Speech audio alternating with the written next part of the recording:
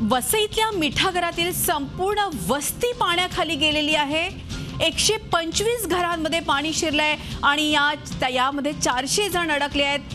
25 जणांना सुरक्षित ठिकाणी हलवलेलं आहे। आपल्याला माहिती आहे काल पासून प्रचंड मोठा पाऊस होत होता। वसईत काल संध्याकाळपासून मुसळधार पाऊस होत होता आणि त्याचमुळे 125 घरांमध्ये हे पाणी शिरलेलं आहे आणि या पाण्यामध्ये 400 जण अडकलेले आहेत।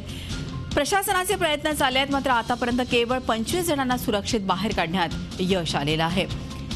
गेल्या 3 ते 4 दिवसांपासून मुंबईत प्रचंड पाऊस होता। काल तर पावसाने थोडीही उसंत घेतली नाही आणि त्यामुळेच आपण बघतोय मिठागर जो आहे वसईतलं तिथली संपूर्ण वस्ती एक प्रकारे पाण्याखाली गेली आहे असं म्हणायला काहीच हरकत नाही। 125 घरांमध्ये अक्षरशः पाणी शिरलेलं आहे आणि या 400 ते 500 जण अडकले असण्याची भीती व्यक्त केल्या जाते आहे। प्रवीण नलावडे आपले प्रतिनिधी आपल्या बरोबर आहेत। प्रवीण, आपण बघतोय कालपासून पावसाची संततधार सुरू आहे आणि मिठागरातील जे रहिवासी आहेत त्यांच्या घरात आता पाणी शिरलंय। काय एकूणच परिस्थिती आहे आम्हाला सविस्तर सांगा। अमृतला ही वसई पूर्वेला एव्हरशेन रोडला लागून आहे आणि काल जो रात्रभर पाऊस पडला दुपारपासूनच्या पावसाने त्यात भरती होती, त्याच्यामुळे हे रस्त्यावरचं पाणी जे वाढलं ते लोकांच्या घरात गेलं आणि त्यांच्या घरामध्ये जाण्यासाठी कुठल्याही प्रकारचा डांबरी रस्ता नाही, कुठल्याही प्रकारचं वाहन नाही, ते चालत जावं लागतं आणि वर्षानुवर्ष त्यांची हीच अवस्था आहे। आज महापालिकेचं रेस्क्यू ऑपरेशन आता तिथे पोहोचलेलं आहे। त्यांना काही प्रमाणात जेवण देखील घेऊन गेलेलं आहे आणि जे अतिदक्षता इमर्जन्सी लोकांना त्यांनी बाहेर काढलेलं आहे, तर लोकांना सुरक्षित ठिकाणी घालवलं। आतापर्यंत 25 ते 30 लोकांना त्यांनी सुखरूप बाहेर काढलेलं आहे। अनेक लोक घरात देखील अडकून आहेत, कारण घरामध्ये पाणी शिरल्यामुळे उंच याच्यावर बसलेले आहेत। काही लोक तर इलेक्ट्रिकच्या पोलवर देखील चढले आहेत। अगदी प्रवीण, समजू शकतो की अतिशय गंभीर अशी परिस्थिती निर्माण झालेली आहे।